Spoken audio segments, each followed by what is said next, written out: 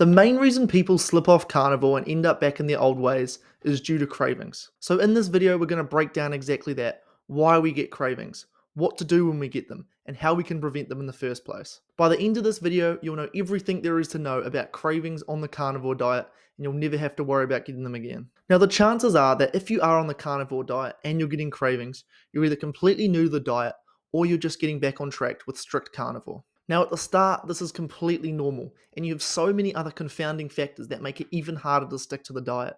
Things such as carbohydrate withdrawal, electrolyte imbalances. Because so many mechanisms in your body are changing so rapidly, your body's incredibly confused and your signals are all out of whack. However, the main reason you're getting these cravings is because of something called dopamine. Dopamine is a very complex hormone that has a number of roles in the human body, but its main role is that it provides us with a sense of pleasure. Humans are literally wired to avoid pain and seek pleasure. That's literally human psychology 101. That's how humans function. And because dopamine is our main hormone responsible for pleasure, it's constantly seeking things that give it pleasure. However, the problem with dopamine is it has no context. It has no idea that if you eat the birthday cake now, sure, you're going to be incredibly happy now, but in 30 minutes time you're going to feel terrible. The only thing dopamine's thinking about is how it can get its instant quick hit.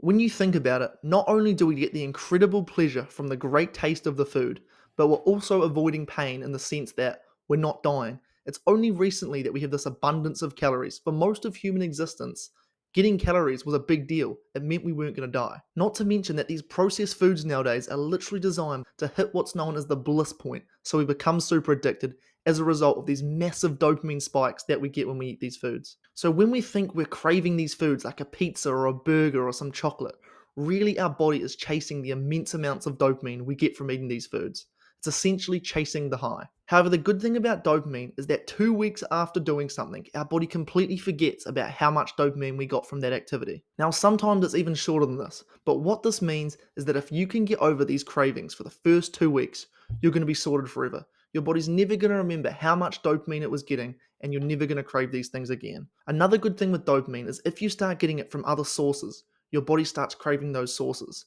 So let's say you go on the diet and every single day you see the scales are dropping day by day by day. That's releasing dopamine. So over time, you're going to start craving the scales going down rather than the food. You start to get the sense of momentum where it gets easier and easier and easier. What this is that you've been positively rewarded for doing it in the past, which means that your body now associates what you're doing with these positive rewards, which makes it much easier to stick to. Now, for 99% of people, dopamine is the cause of your cravings, so give it 2 weeks and you'll be sorted, I promise you. However, for some people, especially people who aren't eating enough red meat, maybe you've just started the carnivore diet and you're getting the majority of your calories from something like chicken, which isn't as nutrient dense, is that maybe you have a few nutrient deficiencies, which are the reason for your cravings. Now, our bodies are incredibly smart, a lot smarter than most people give them credit for. So maybe if you are feeling like an ice cream on a carnivore diet, have a glass of milk and that may go away. However, with milk though, you do need to be careful because the sweet taste of the milk might re-trigger these dopamine pathways and cause you to want more sweet food. Now, you can get calcium from meat itself, which over time will restore your calcium back to normal levels. However, there is more in dairy, so right at the start of your carnivore diet, if you are deficient in calcium, maybe you want to have a glass of milk a day. And then let's say you're craving like a double quarter pounder meal from McDonald's. This meal is incredibly high in calories, in particular fats. So maybe your diet is too lean. Maybe you need to add some more fats to your diet. Now, the reason at the start your body's craving this instead of meat is because that's where your body's used to getting all its saturated fat from and used to getting the majority of its calories from if you eat that on a regular basis. So when you get the cravings, what should you do? The first thing you need to do is remind yourself that this is only temporary. Your body's trying to trick you. It wants that immediate reward. However, all you have to do is not give in for 2 weeks and you'll no longer have to worry about this. The new reward pathways will kick in quickly when you feel a lot better. The weight's going down the scales. Your friends are telling you how amazing you look. So essentially, all you have to do is be mentally strong for a couple weeks and eat enough fatty red meat so you're getting all your nutrients in, and you'll be sweet. They'll disappear in no time. So how do we prevent cravings in the future? Honestly, there's nothing we really need to do. After 2 weeks, they always seem to disappear. I'm yet to meet a single person who after a couple weeks on carnivore has cravings for anything other than fatty red meat. And even then, it's not even cravings, it's more just like, a piece of steak kind of sounds nice right about now. Now, for a long time when I first started carnivore, I would cheat frequently going off diet. I'd think to myself, you know what, look at what everyone else eats. Having 1 or 2 things per week off carnivore won't hurt me. Yes, I know plants are bad for me, defense chemicals, blah, blah, blah. Plants are trying to kill me, yes, I know, but I thought, you know what, it can't be that bad for me. However, now I'm genuinely repulsed by every single processed food. When I walk past, I almost get angry that they're giving this to people. And the reason for this is that I started to actually look into these foods, not at just a baseline level of plants are trying to kill you, but as in like a what are these things actually doing for me?